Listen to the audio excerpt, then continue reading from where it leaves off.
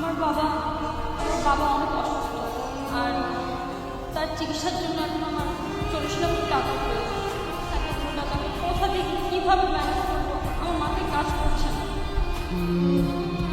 আমার কাছে তো এখন এত টাকা নেই, তবে একটা উপায় আছে। আমার বসের কাছে যাই, আমার বস এরকম অনেকে আমার বসের কাছে যাই। চলো তোমাকে বসের কাছে যাই। তুই বন্ধু